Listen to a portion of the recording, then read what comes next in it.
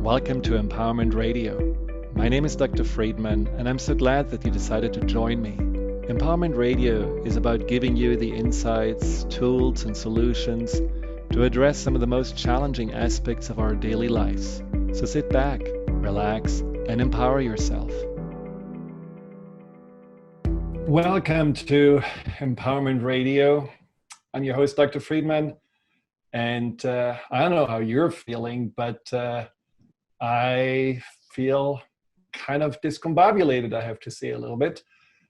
And that certainly also is the feeling I hear from my clients all the time and every day right now, that there is just a really intense energy going on in the world. And not only have we been dealing with the COVID situation since a few months now, and with the sad loss of so many things, and so many people, over 100,000 people and 30 million people unemployed just in the US alone, and globally, of course, that is even worse.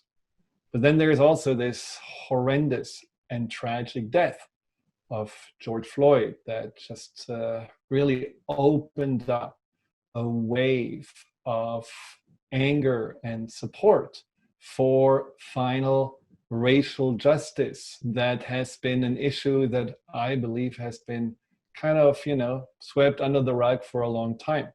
Now, I don't even pretend that I know what it feels like to be disenfranchised, or to be marginalized, or to be treated as less than, or feel like, I'm born in a situation that is so much harder than a white person to get out of, and to have some kind of a decent life.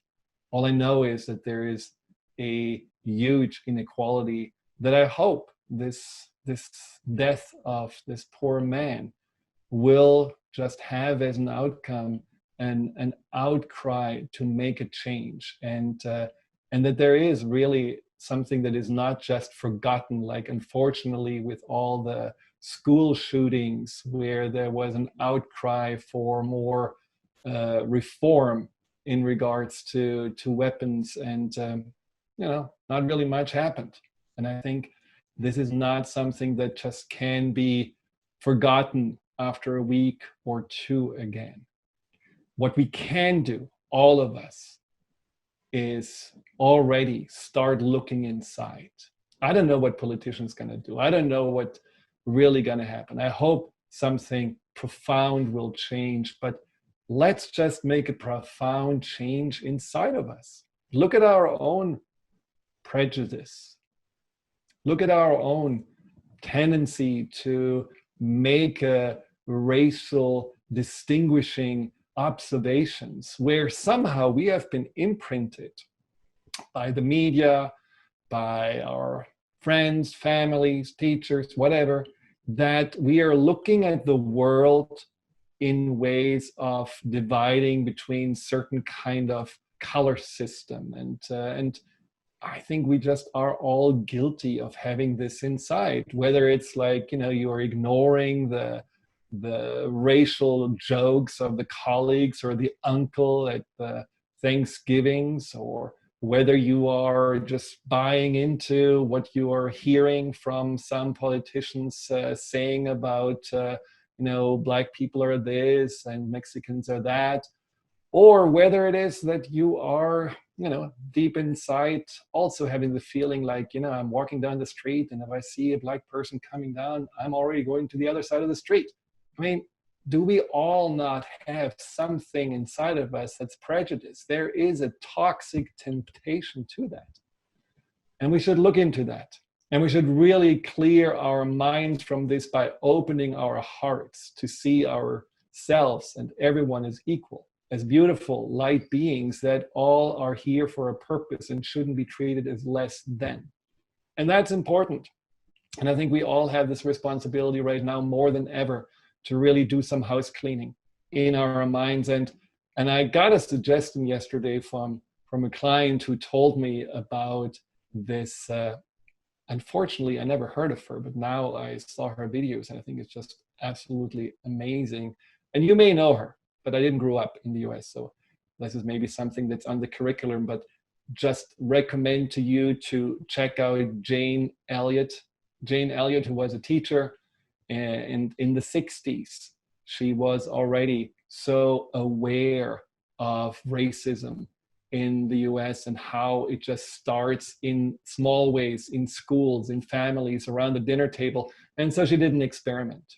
And that experiment with just purely white kids is mind-boggling. It's unbelievable. You can see in this experiment how fast racism can spread and propagate, and how fast within 24 hours people are changing. Those that are declared as less than feel smaller, more depressed, feel somehow more incapable. Those that are told they're better than, they are feeling entitled. There is a lot of suppression. And in little kids, these were 10-year-old kids. Check it out. You can have maybe a little understanding for what's going on inside of you. And you can also maybe feel like, something really needs to change fundamentally because there is something really deeply ingrained, so societal, that we have to be aware of and get rid of. Now, today is not about that. I did a show a while ago on prejudice and the toxic temptation of prejudice. You can see the blog post on my website, drfriedman.com, or on my YouTube channel. You find in the archive that show. But today I want to talk about another topic that's really also in so many people's forefront of the mind, which is loss. Because this is a time of tremendous loss. This is a time of tremendous grief. And the loss of so many people's lives, and the loss of so much of what we have been holding on to as normal, whether it's, through this COVID pandemic, the loss of a job, or the loss of financial security, or the loss of freedom, or the loss of normalcy, whatever it is, what you feel. It can be the loss of connection, social interactions.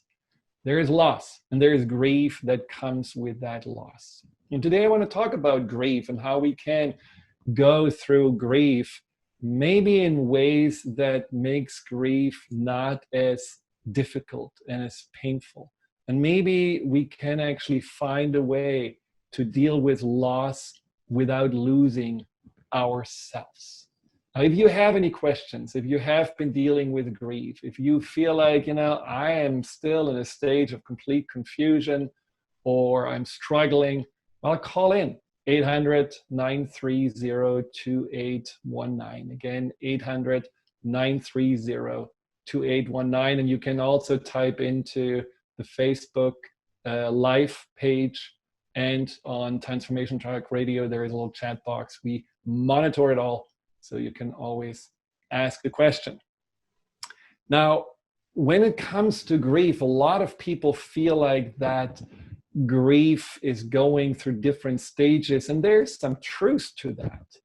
And most famously, there was this Dr. Kübler-Ross, who has been studying grief and also studying near-death experiences extensively in the 70s and 80s.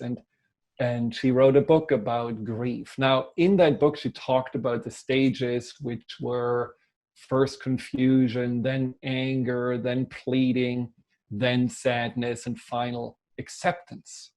Now, what's not true totally about the stages of grief when you are grieving a loss is that you have to go through those stages, because this book has been written about people that were actually dying, not about people that were dealing with the loss of a loved one. So it's about this, what do you go through when you're faced with ultimately, a terminal illness or a death sentence.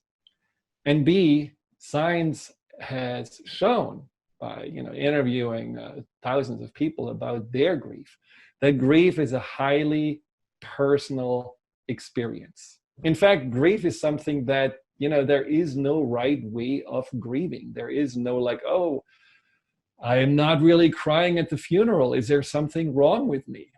I have actually, somehow a feeling of, I want to take care of, my garden today. Should I really do that?